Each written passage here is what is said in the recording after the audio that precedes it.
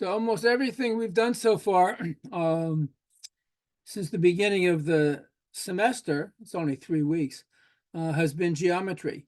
Learning about vectors in 2 and 3 dimensions, dot and cross products, writing equations of lines parametrically using polar coordinates, lines and planes. And the last class, which was last Wednesday, was on cylinders and quadric surfaces, and today the lecture is on cylindrical and spherical coordinates. So that's all just discussing geometrical objects in 2 and 3 dimensions, and we haven't done any calculus yet. Calculus starts tomorrow. So I remind you, tomorrow for the most of the world is a Thursday, but at CUNY it's Monday. So Monday, we follow a Monday schedule tomorrow. So we have another lecture at 11 o'clock tomorrow morning. And that's when we begin to deal with calculus. So in calculus, you study limits of sequences, limits of functions, continuity of functions, derivatives, integrals. That starts tomorrow. But the last geometrical topic is cylindrical and spherical coordinates. And that's what I'm going to do right now. But if there are any questions about anything we've done previously, I'm happy to start with that. If not, then we go to 16.5 and cylindrical coordinates first and spherical coordinates second. But before we can deal with cylindrical coordinates, I want to review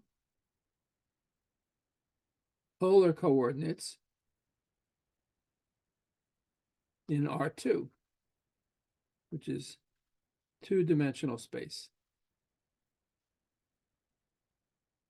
So here we have a two-dimensional plane, and you take a point P in the plane, and you want to be able to specify its location. So we've learned two ways to do that. What you do in Calc 1 most of the time is use rectangular coordinates. So from this point, you draw perpendiculars to the x, to the horizontal and vertical axes, call this x and this y, and the rectangular coordinates of this point are x and y. All right, rectangular. This means to locate this point, starting at the origin, you go x units to the right. Of course, if x is negative, that means to the left, and y units up or down, and that brings you to that point. So those are the rectangular coordinates. But there's another way to identify coordinates, which is the following. You can look at the vector or the ray from the origin to the point, and the length of that vector we call r. So the distance from the point P to the origin is r. And you take the angle that the radius vector makes, this vector r makes with the positive x-axis, and you call that theta. So, and you can specify the location of the point just as well with r and theta as with x and y. So how do you use r and theta to locate a point? Well, the r tells you the distance of the point to the origin. So that just means your point lies somewhere on this circle of radius r. So every point whose distance is r from the origin lies on this circle. And how do you specify which point on the circle your point is located at? You take the angle, theta, from the positive x-axis to the ray or the vector from the origin to your point. That specifies the theta. So given r and theta, you can locate the point. So this polar coordinates are r and theta. Those are the polar coordinates. And usually in standard form, you take r to be greater than or equal to 0 and theta to be an angle between 0 and 2 pi. So for example, if you have polar coordinates 2 pi over 3, if those are the polar coordinates of a point, it means you're looking at a point at distance 2 from the origin. So that point lies on the circle of radius 2. And on that circle of radius 2, you take the ray that makes an angle of pi over 3 radians with the positive x-axis. And where that ray intersects the circle, this is your point P. So that point P has polar coordinates 2, comma, pi over 3. Always measure angles in radians. Now, it does make sense to ask about the point with polar coordinates minus 2 pi over 3. So the way you interpret that is you take the ray through the origin that makes an angle of pi over 3 with the positive x-axis. Instead of going 2 units in the positive direction, since you have a minus 2, you go to 2 units in the negative direction. So this point would have coordinates minus 2 pi over 3. So normally one tries to only use a non-negative number for the distance to the origin, but if in a problem or somewhere walking down the street, someone comes up to you and says, here I have a negative value for r, where is this in the plane? This is how you do it. You take the ray through the origin that makes this angle, and you go r units in the positive direction if r is positive, or in the negative direction minus r units in the negative direction. So those are polar coordinates. And cylindrical coordinates are an extension of this, the three-dimensional space. Right? So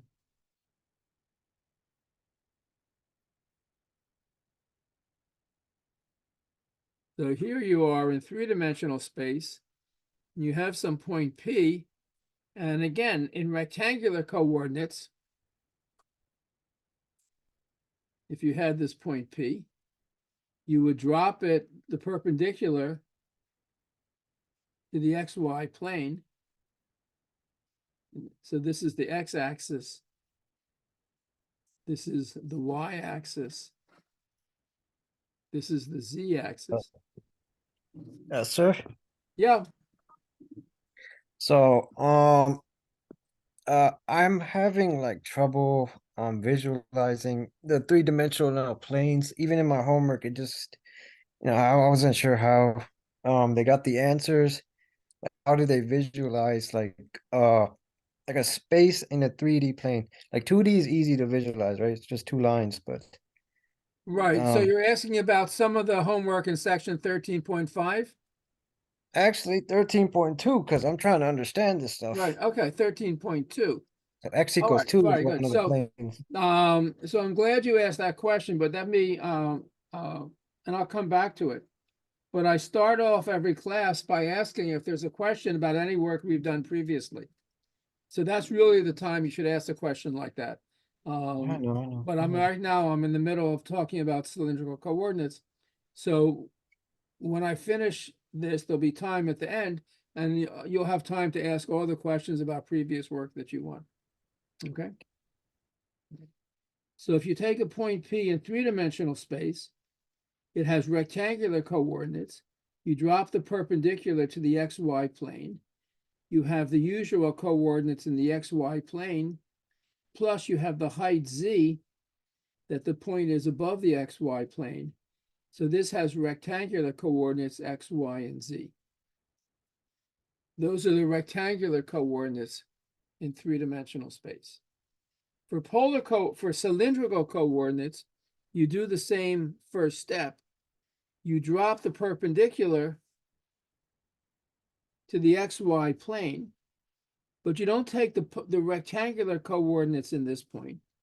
This is the positive x-axis.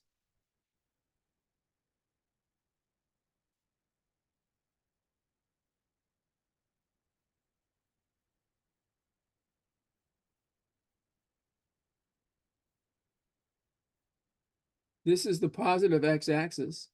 You draw the ray from the origin to your point. This line has a certain distance r. you take the angle from the positive x-axis to this ray, that's a certain angle theta. So in the xy plane, this has points, polar coordinates r theta. Where they say r theta is 0, because it's 0 height above the plane. So r and theta are the polar coordinates of what you get when you project your point into the xy plane. And then this point is a certain distance z above or below this plane. And we say that the cylindrical coordinates of this point P are r theta and z. Those are cylindrical coordinates. Okay. So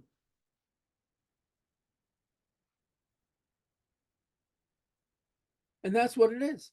Those are cylindrical coordinates. You take a point in three-dimensional space, you project it down perpendicularly onto the xy plane.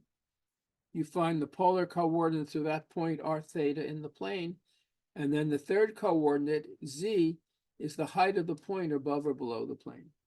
That gives you the polar coordinates. They're called cylindrical coordinates, for one thing, because there's a very natural way to describe a cylinder in polar coordinates, in cylindrical coordinates. So describe a cylinder. Let's take the simplest cylinder, which is just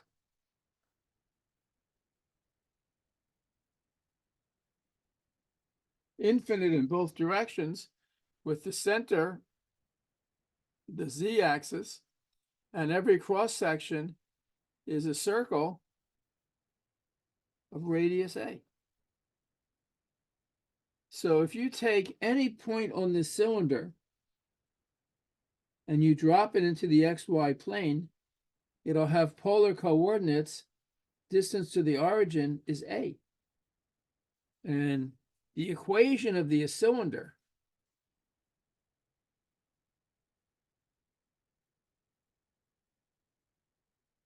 in cylindrical coordinates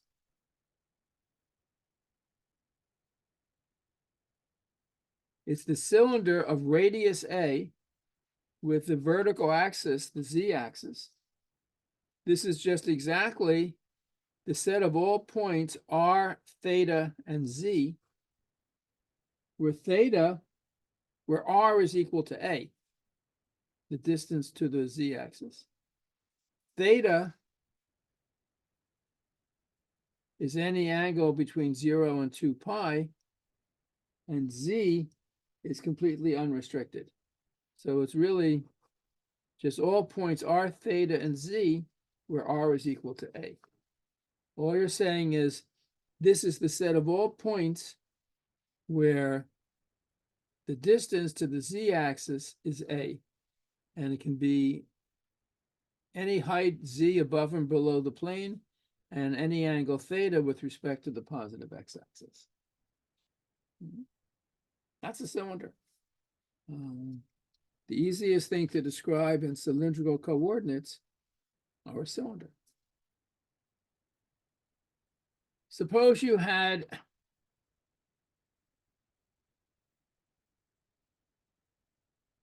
a cylindrical shell. So what does a cylindrical shell look like? You have a cylinder of radius b and an inner cylinder of radius a. And you're looking at the shell. It has a certain thickness. This is a shell of thickness b minus a, right?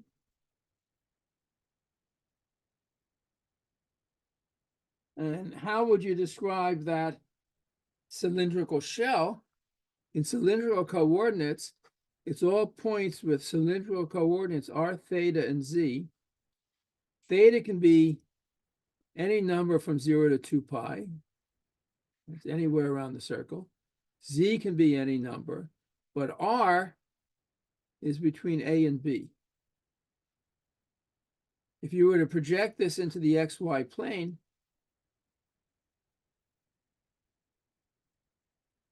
it would be a ring where the inner diameter, the inner radius is A and the outer radius is B. But then this is just lifted up and down from minus infinity to plus infinity above the z-axis.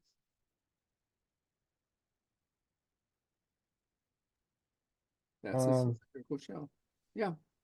Question?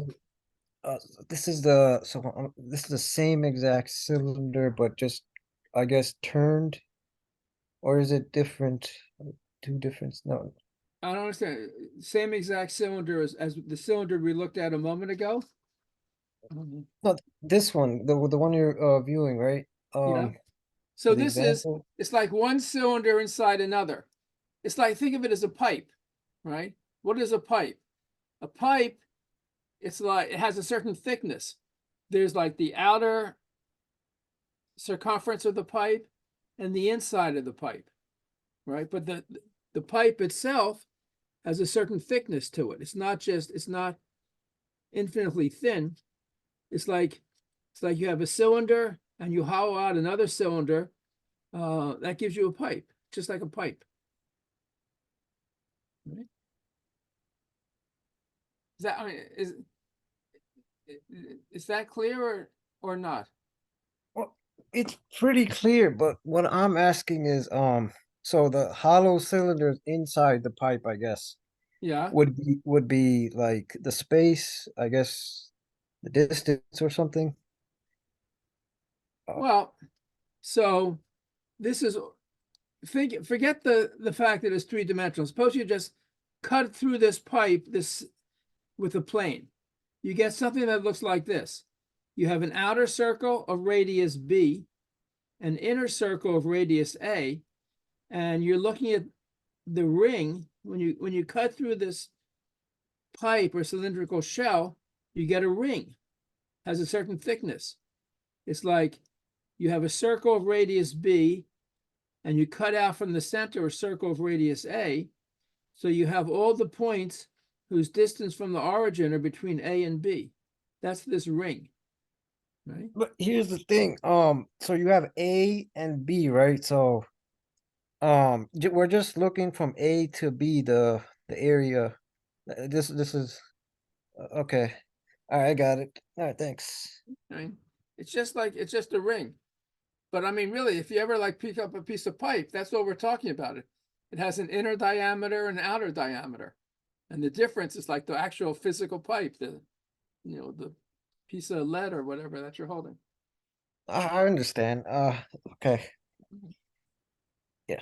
All right. What's another example of something that's easy to describe in cylindrical coordinates? So suppose in three-dimensional space, you take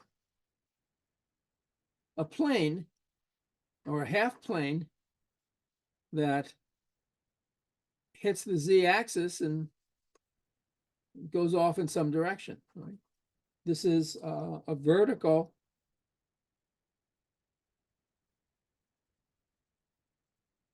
half plane. Now, if this is the positive x-axis, there's a certain angle theta that this vertical half plane makes with the positive x-axis. And in this half plane, there's no restriction on the distance to the origin. There is a restriction on, let's say this is theta 0 is the angle theta. And the height, it can be any height above or below the plane.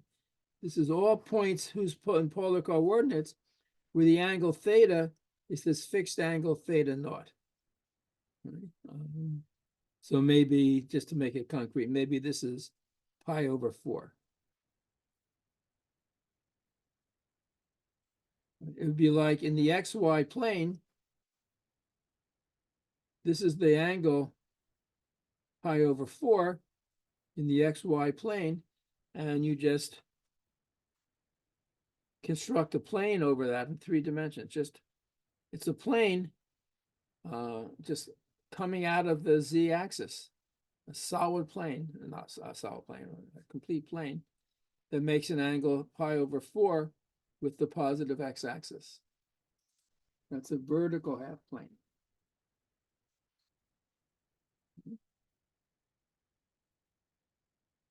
So again, in cylindrical coordinates, this is easy to describe.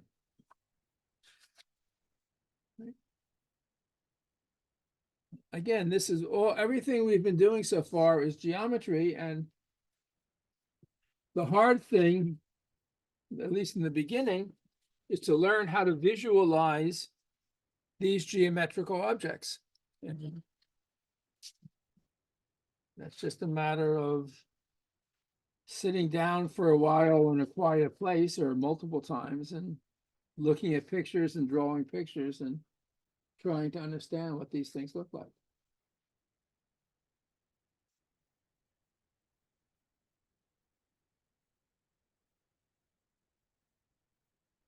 This is a vertical plane. A horizontal plane is even easier to describe in cylindrical coordinates. So if you have a horizontal plane,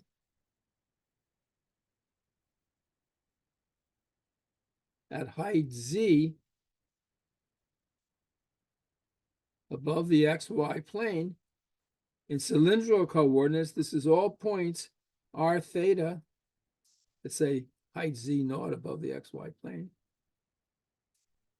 All points r theta and z, where z is equal to c naught, z naught. So this height is z naught everywhere. So there's no restriction on r and theta. The only constraint is that the third coordinate of the cylindrical coordinates is this fixed height z naught. Could I ask another question? Yeah, of course. So I don't like the visual part is fine, right? But it's like the vocabulary is a little confusing. Like plane could be anything, like it could be that cylinder as well. A plane is a two-dimensional flat thing. Right? Two-dimensional, sorry, I didn't get the last part. Yeah, just a flat two-dimensional object. That's a plane. So that It cylinder, doesn't have to be one of the coordinate planes. It can be a plane going at some angle, right? Those are planes. And when we study planes, a plane always has an equation of the form ax plus by plus cz equal d in rectangular coordinates. That's a plane where a, b, and c are not all zero. Right? And the way you describe a plane, the way we described the plane so far, is you have a normal vector to the plane n and a point p in the plane. And from the normal vector and the point you can write the plane.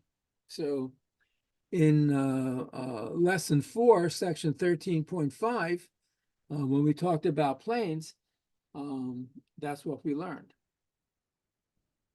But I mean, you think of a plane as just, flat, flat thing in space. It can be tilted in any way with respect to the axes. You have the coordinate planes, the XY plane is just that. This is X, this is Y, this is Z. This is the YZ plane. This is the XZ plane. Those are the coordinate planes because they come from the coordinate axes. But any plane going in any angle is a plane. If you take the points 1, 0, 0,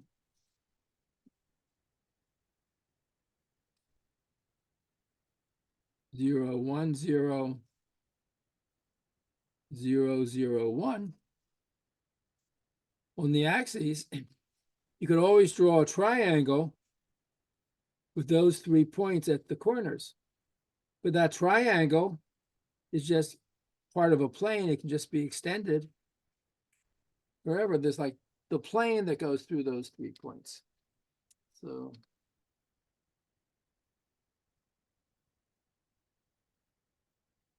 Yeah. I mean, that's a plane. That's lines and planes are like are basic geometrical objects.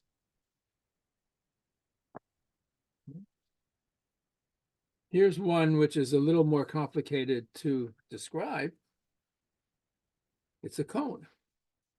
So you might have a cone with its vertex at the origin and the axis, the z-axis, and the cone looks like that. So everyone knows what a cone is, and just think of it in 3-dimensional space. And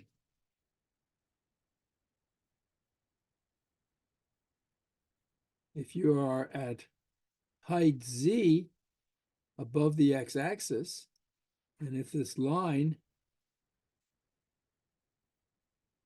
this is, let's see, so you would have all points r, theta, and z,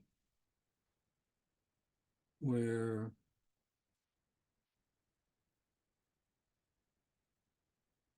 z is equal to a times r. So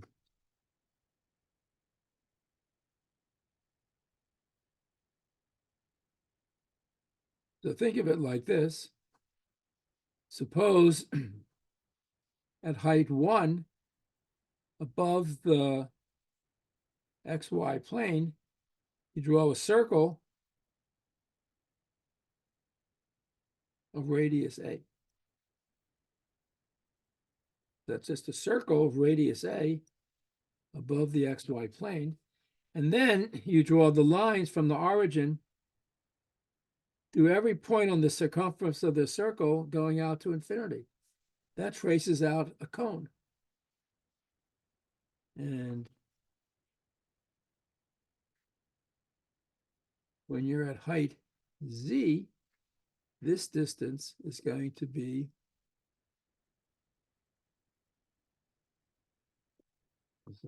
if this is r and this is z, these are similar triangles.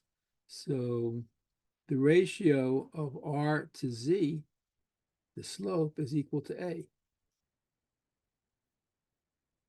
Sorry. R.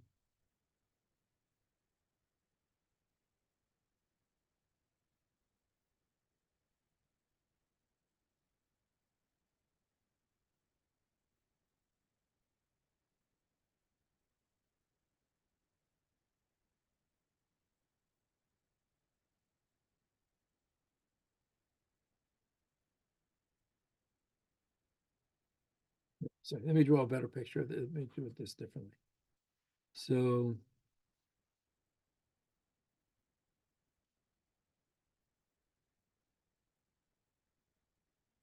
at height, so you have your cone, and you go 1 unit. This is r equal 1. So your distance 1 from the origin, and your height is going to be equal to a. So when you're 1 unit from the origin, your height is a. So this line,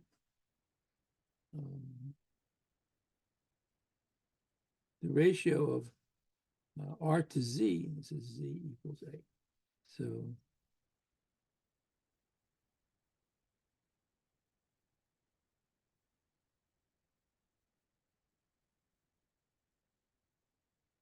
when r is 2, this is 2a. When r is 3, this is 3a. So the ratio z is equal to ra, or ar. I don't think I'm presenting this as very clearly, so let me. So if you look at the set of all points r theta z, where z equals AR, what does that describe? So theta is unrestricted. So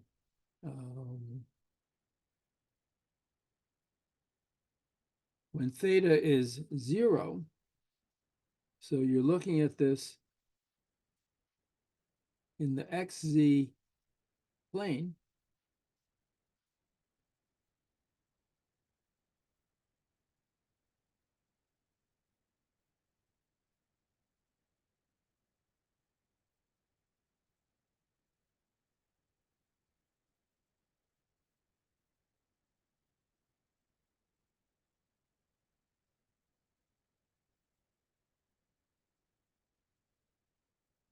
when you're a distance r from the origin, your height z is AR.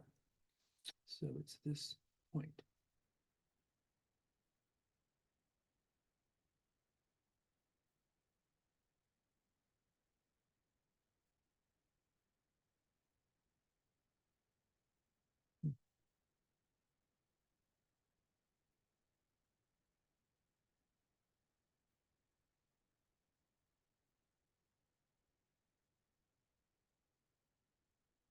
Yeah. I need to find a better way to describe this. So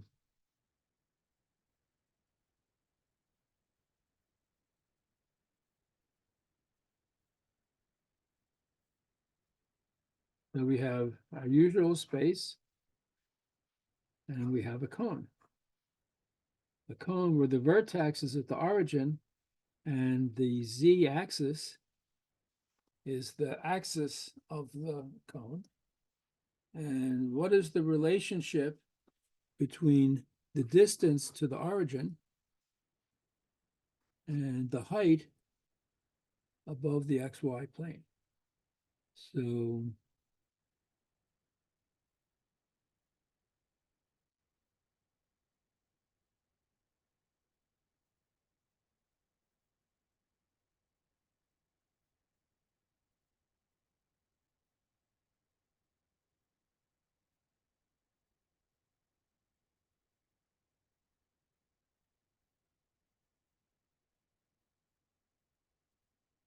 the way the text describes it is z is some number a times r. Though I would think of it, I would prefer to do it differently. But so a is fixed, a positive, and for a fixed positive a, you look at all points r, theta, z, where z is a times r. And this sweeps out a cone. So let's just look at a simple example. Suppose a is equal to 2. So we're looking at all points r, theta, z, where z is 2 times r.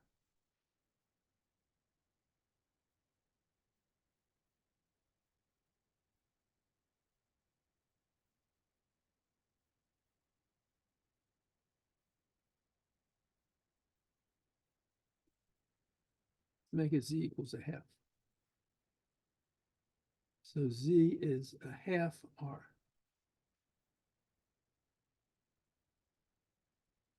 So r is 2z. So as you move, that's really a better way to describe it. But this is the cone. That is, this goes up in a straight line, and you at any point on this line, you take the circle around the z-axis, and that sweeps out a cone. If you learned Maple in Math 155 or 156, it's very easy to graph this.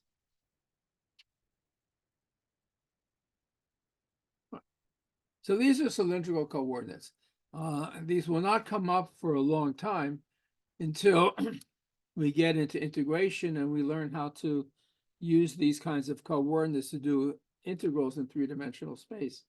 But that's not anything that we can't do that until we do integrals. Normally, one might wait until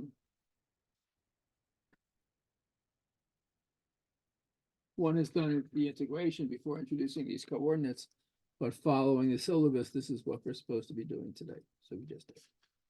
So those are cylindrical coordinates.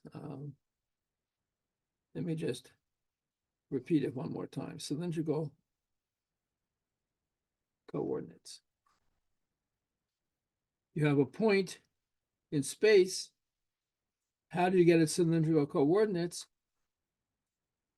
You project it down into the XY plane. In the XY plane, you have polar coordinates, r and theta. So r, theta, 0. These are the polar coordinates of this point. Then you have the height of this point above and below the XY plane.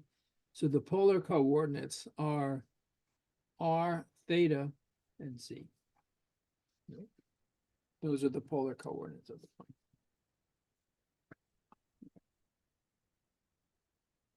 Good.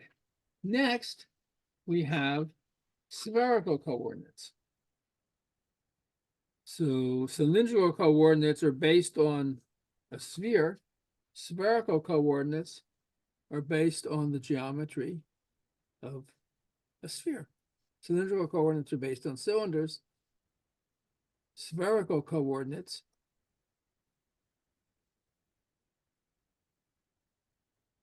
are based on the geometry of a sphere. And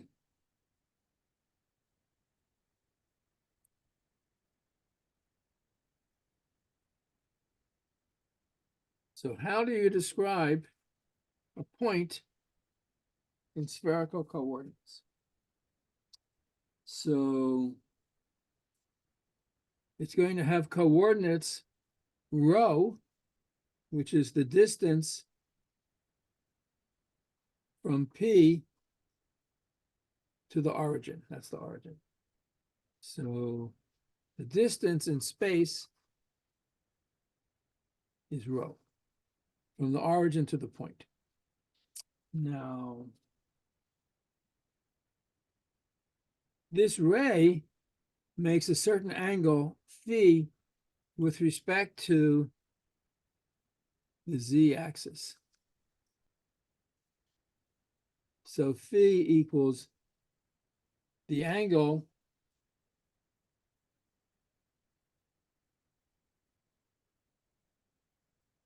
between the positive z-axis and the line from O to P.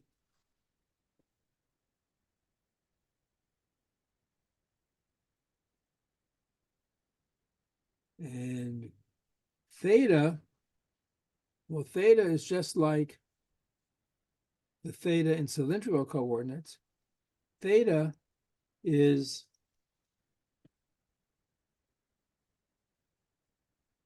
sort of like rotation about the z-axis. You take the xz axis, if you rotate it until you hit P, that gives you this angle theta. So the spherical coordinates involve rho, phi, and theta. Those are spherical coordinates. And rho is any number from 0 to infinity. Phi can be any angle from 0 to 2 pi. And theta can be any angle from 0 to 2 pi. So those are the spherical coordinates.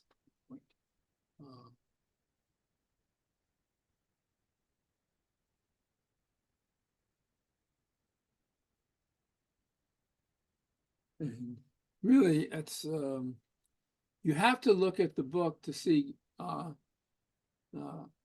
pictures of what's going on. The pictures I or anyone else can draw by hand are never very good. So what is the relationship between spherical coordinates and rectangular coordinates? Maybe I should also say, what is the relationship between cylindrical coordinates and rectangular coordinates. So if you take a point P, you want to know its rectangular coordinates. You drop the perpendicular to the XY plane. This is X and this is Y. And then you drop the perpendicular to the Z axis.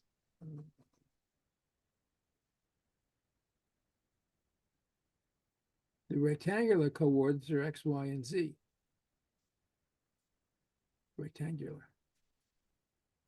If this is R and this is theta, the cylindrical coordinates are R, theta, and Z. And the relationship is what? So this is the point X, Y, 0. So R is the square root of X squared plus Y squared. And theta is the arctangent, or the inverse tangent, of Y over X.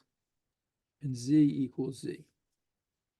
And if you want to go in the opposite direction, this is what, if you know X, Y, and Z, and you want to get R, theta, and Z, if you know R, theta, and Z, then X is equal to R cosine theta. Y is R sine theta. And Z is Z. So these are the transformation rules. This, if you start with X, Y, Z, you get R theta Z. Here, if you start with R theta Z, you get X, Y, Z. So those are the transformation formulas to go from back and forth between rectangular and cylindrical coordinates. Now, what is the same thing? They're the same transformations between going between spherical coordinates and rectangular coordinates. So if you have X, Y, Z, the rectangular coordinates,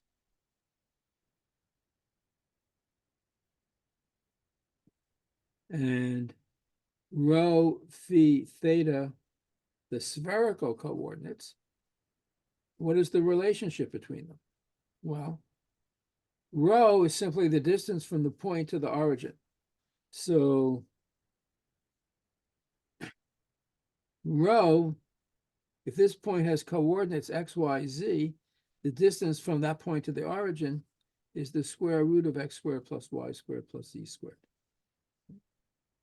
If this is the point with coordinates 0, 0, 0, and this point has rectangular coordinates X, Y, Z, this distance rho is square root of X squared plus Y squared plus Z squared.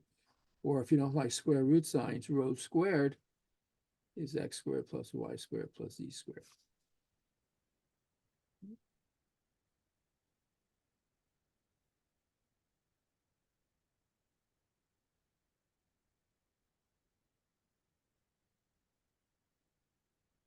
How do you get from the spherical coordinates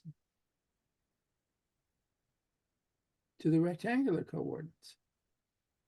So I have spherical coordinates and I want to get to X, Y, Z.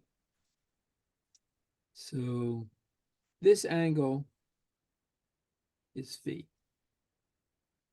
And if I drop this line to the XY plane, this angle is theta. So this is Z, the height above the XY plane.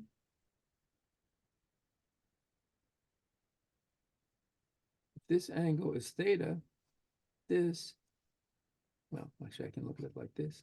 This is Z, this is Z. So this is a right triangle.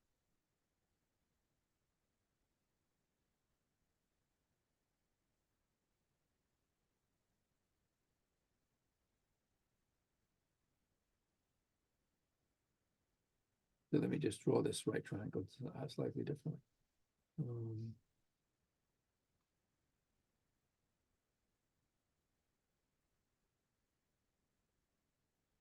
This is Z.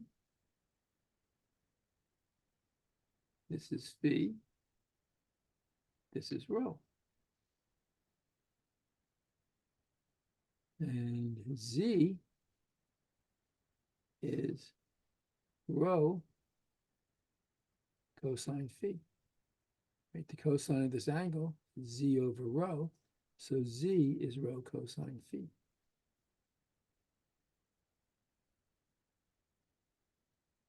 How do I find X and Y? So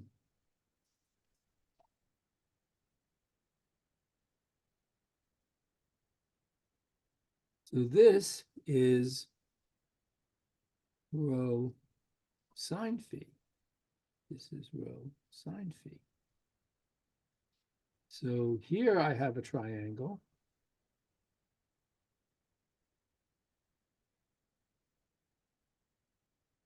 Where this is rho sine phi. This is my right angle.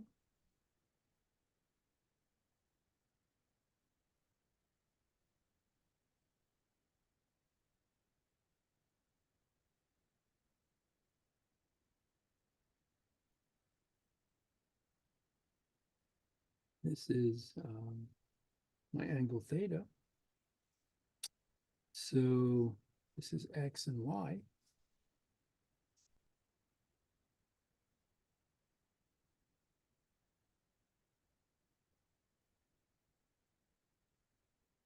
So X, so the cosine of X is X over rho sine phi. So X is equal to rho sine phi cosine theta, and Y is rho sine phi sine theta.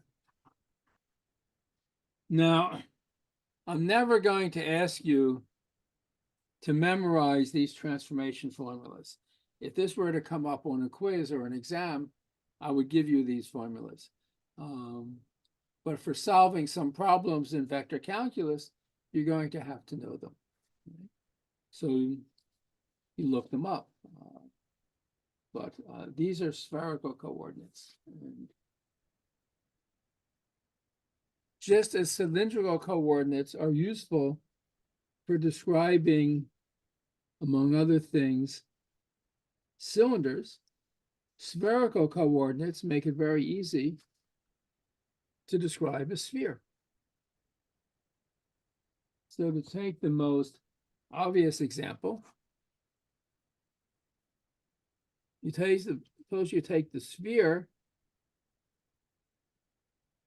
of radius A in three-dimensional space. In spherical coordinates, this is all points rho phi theta, where rho is equal to A. It's just all points where the distance to the origin is equal to A for any positive number A. Those are the spherical coordinates. Cylinder, a cone is also easy to write down. Even easier than in spherical coordinates. Suppose we take the cone, and this cone is described by its all points that make an angle phi with the positive z-axis. This is all points rho, or let's say some fixed number phi naught. All points rho phi theta, where phi is equal to this angle phi naught.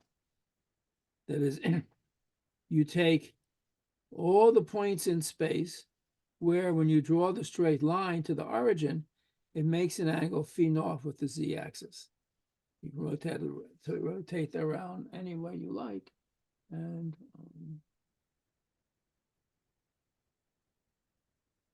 that's what it is. So that's a cone in spherical coordinates.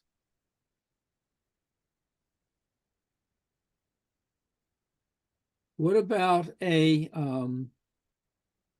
vertical half plane?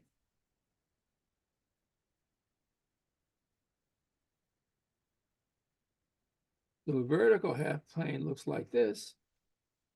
With respect to some angle theta with respect to the positive z-axis, you take this whole half plane, so you take the line from the origin, the ray, that makes an angle theta with the x-axis, and above and below that in all directions forever, that's your half plane. This is all points, say theta 0 is that particular angle. All points rho phi theta, where theta is some fixed angle theta naught.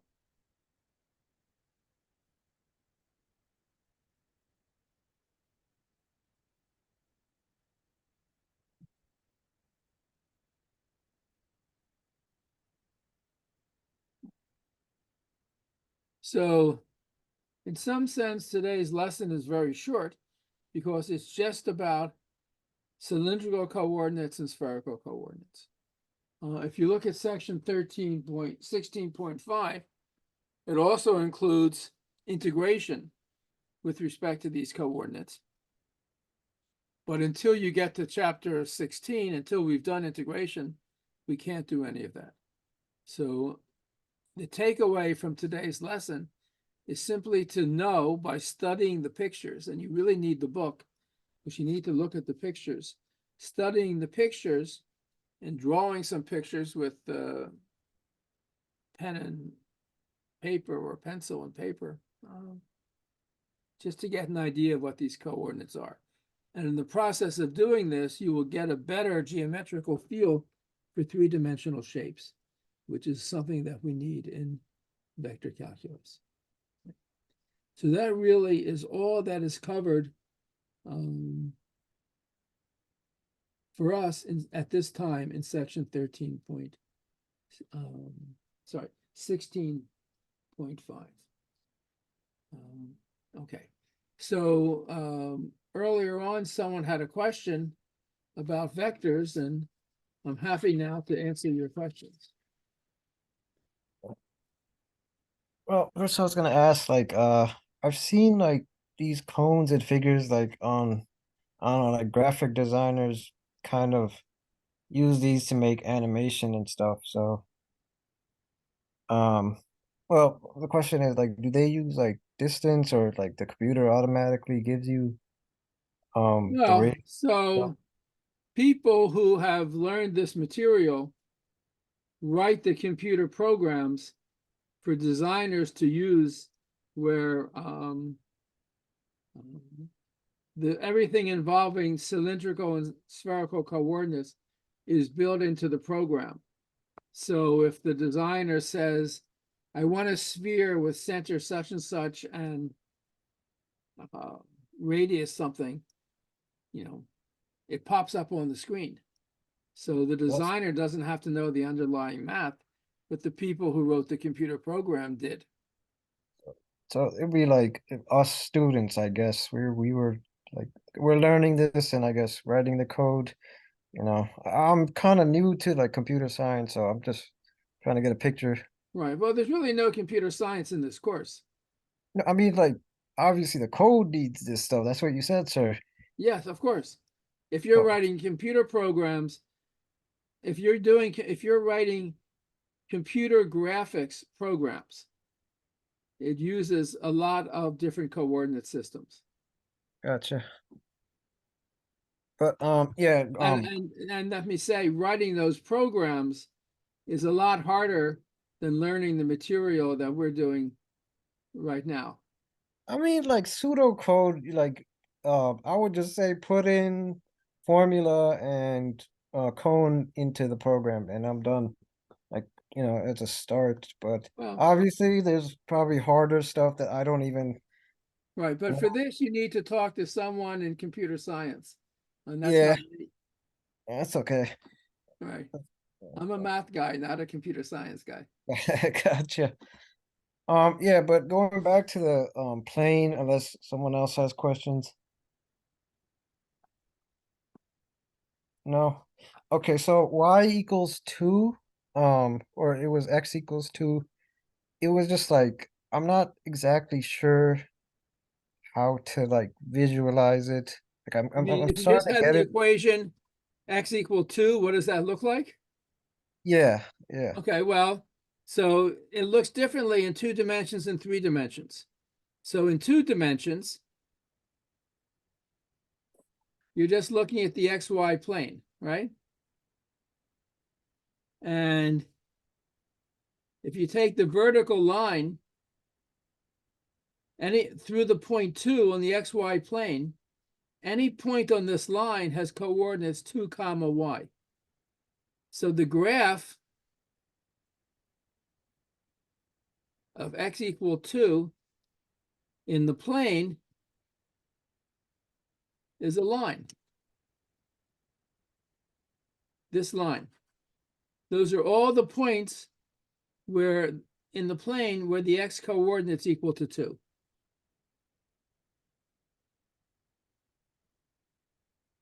Okay? Does that make sense? You're just saying find all points where x is 2, y can be anything. Okay, So so this is 2, 1. This is 2 minus 1. This is 2 minus 2. This is 2 minus 3. These are all the points where x equals 2. That's the graph of the equation x equal 2. so so okay, Now, in so 3 dimensions, it's different. What does x equal 2 look like in 3 dimensions? So in 3 dimensions, this is the x-axis. This is the y-axis. This is the z-axis. So in the xy plane, in 3 space, it would just be this line, but z can be anything. So it's like a whole plane. So this is all points where the x coordinate is 2 and y and z can be anything. It's just it's the plane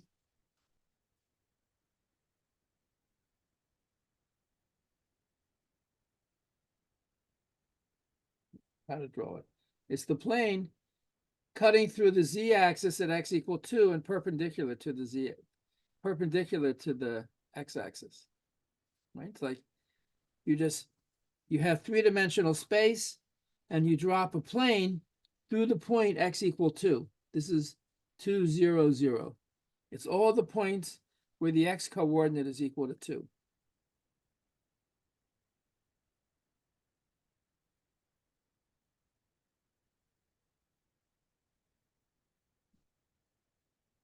That's what it is.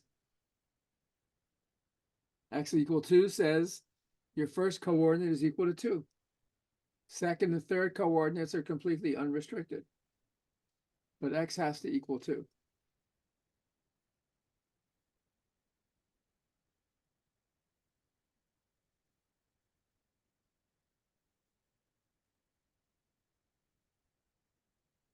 so again, like 2D is easy to visualize, it's just a Well, straight 2D is line. the plane, sure. 3D is hard. 4D is impossible. What is 4D anyway? 4 dimensions. Meaning like what 3D is like, real life objects, 4D is. Well, so if you think of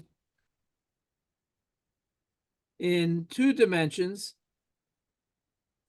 every point has 2 coordinates, x, y, or x1, x2 sometimes, right? In 3 dimensions, every point has 3 coordinates, x, y, z, or sometimes x1, x2, x3. So a point in 2 dimensions is just a pair of numbers. A point in 3 dimensions is a triple of numbers. In 4 dimensions, a point has 4 coordinates, whatever they are. In 5 dimensions, a point is a quintuple of numbers. Just going into physics, I'm assuming. I No, it's don't not. know. This is just pure math, simple math. The number of dimensions is just the number of coordinates. It has nothing to do with physics. So 7, 2 minus 8, 3 is a point in four-dimensional space because it has four coordinates. You want to see what it looks like? You can't. I mean, there's just no picture you can draw, but it's just four numbers. That's all right.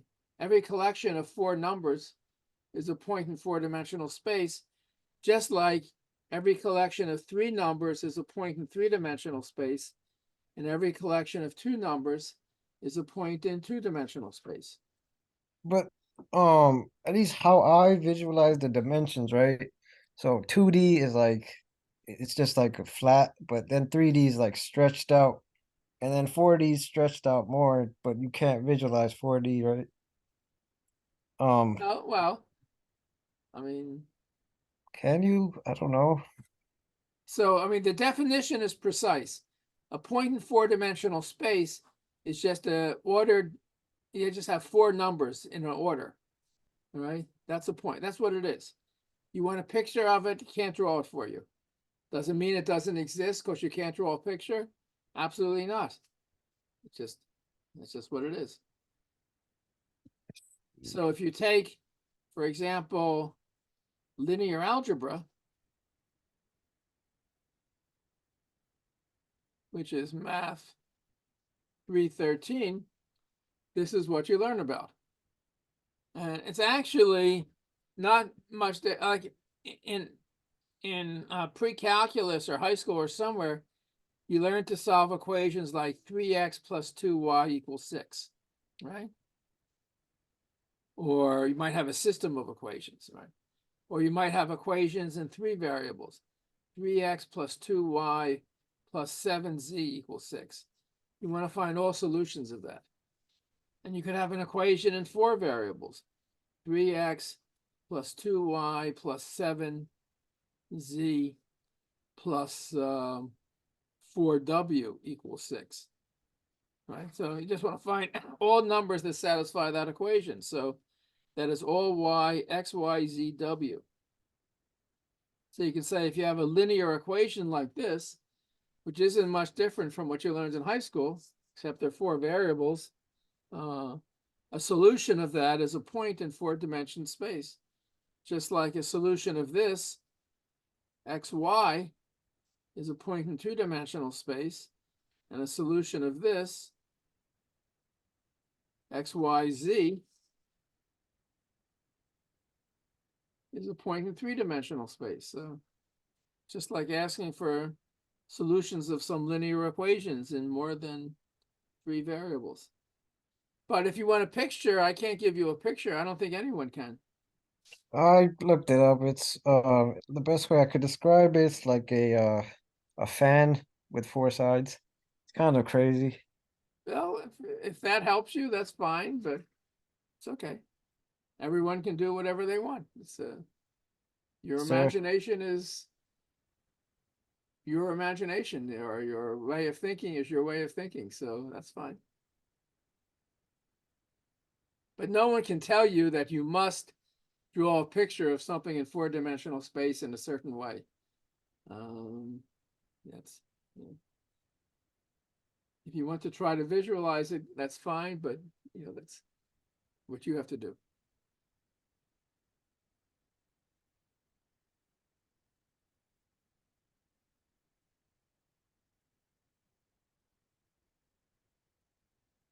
Any other questions? If not, we're actually all done for today because I am really trying to follow the syllabus the way I'm supposed to.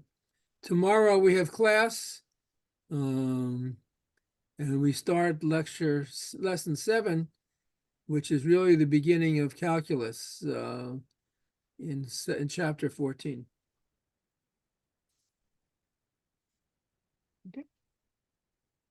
And again, if there are questions, I have problem sessions every Tuesday, Thursday, and Friday. Tuesday and Thursday at 7, Friday at 4:30 in the afternoon. And I certainly encourage you to log on and ask questions about anything in calculus or actually anything in mathematics that you're interested in. Okay. If not, then we are done for the morning. All right. Be well. Thank you, all. Professor. Have a good rest of your day. Thank you. You too. Bye-bye. Have a good day, Professor.